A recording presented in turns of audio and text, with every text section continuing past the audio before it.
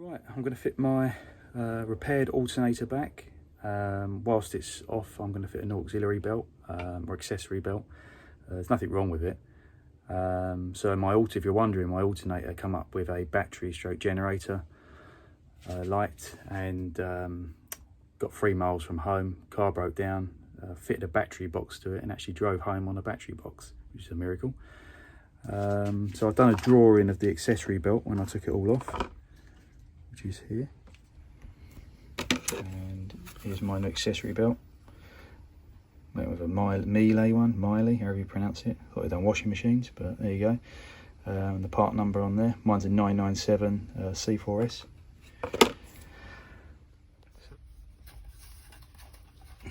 All looks pretty good.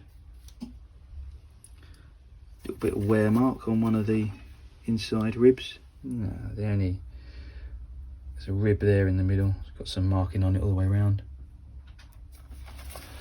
Otherwise, belt's all right.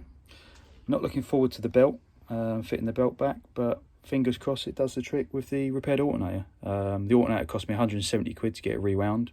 Brand new one is, I think, 450, 400, probably getting a bit cheaper than that. Accessory belt was £20. Off we go.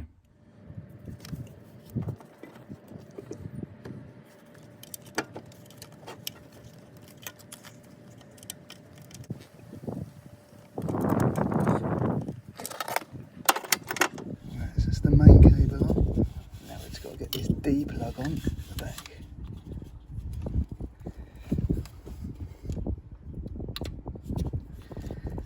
Sits there. Be careful of don't break any cables.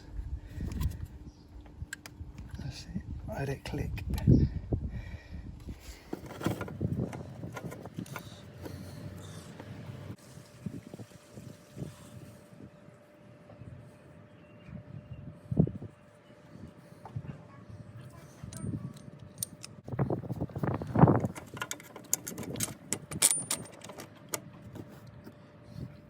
Not entirely sure if it needs Loctite, but I've put some on anyway because it looks like some was on there when I took it out.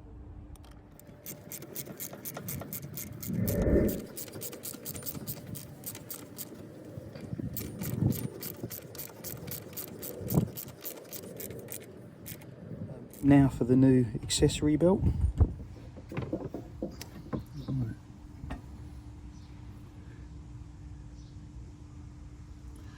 I'm going to do the bottom pulley first because that is the most awkward one.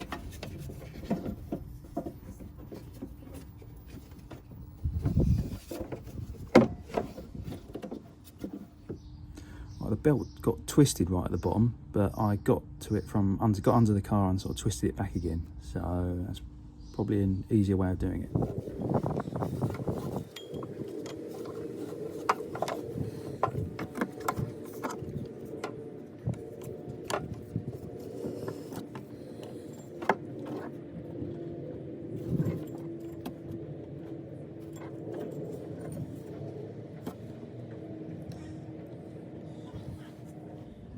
For those eagle-eyed ones, they can see I've done it wrong already. I've missed out the tensioner pulleys.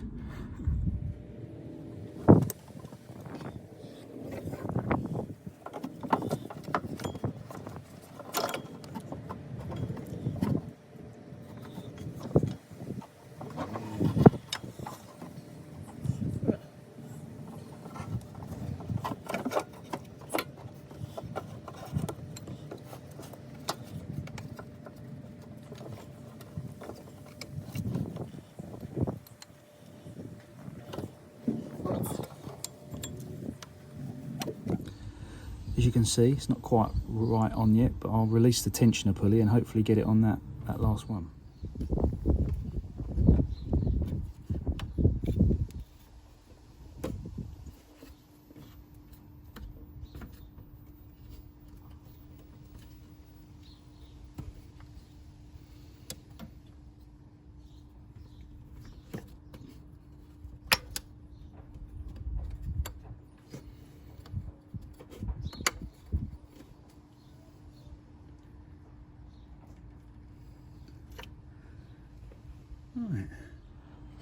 Well, that was a bit of a faff. I'm just going to check it all, make sure it's lined up properly in all the grooves, and then fit the airbox back.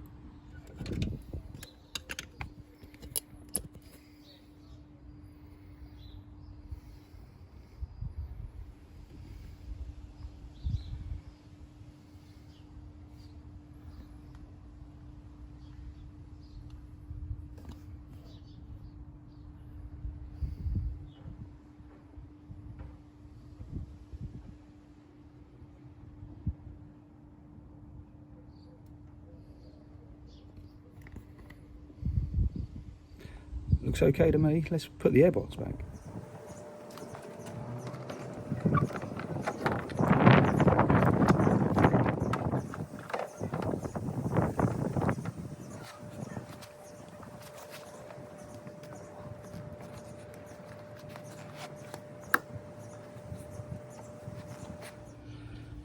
Right, that's my intake on. Now for the other final little bits. You've got a few clips around the back and plugs and that. I should quickly show you. One round the back there. We got a vacuum pipe there. I can just, that's it there, that's got a plug under there.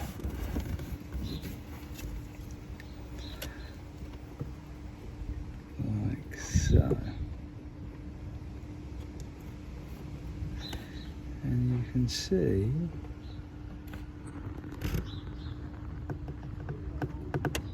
and you can see it's got a little yellow mark on, so you can work out how far in it's got to go.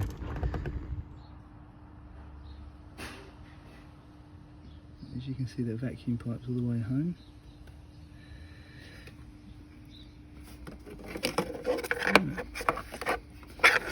And you've got this harness here, you've got your MAF sensor. This clips in there. Like that. Solenoid.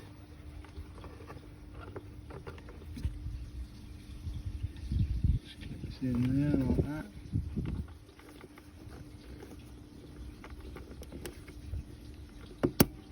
And you've got one clip, you can see it, it's just around the back here. Which is it, and just now clip down. Not quite the start up. I disconnected the battery before I'd done all this and left it on charge, because obviously it ran flat. So I've just got to connect all that back again. On charge overnight on the C-Tech.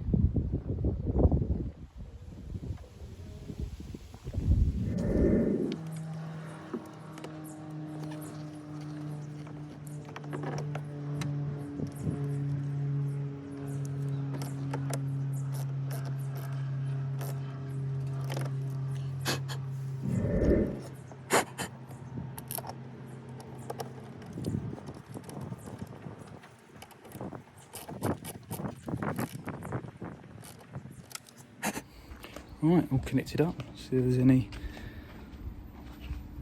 anything coming from the back here. All looks good. Yeah. Oh.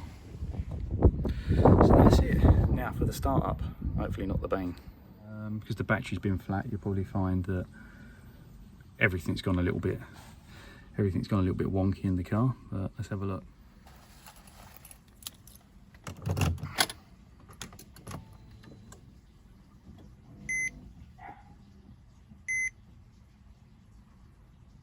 Yeah, that's to be expected after the battery's gone flat.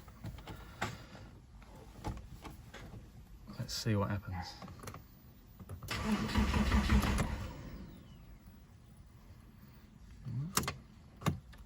Good start.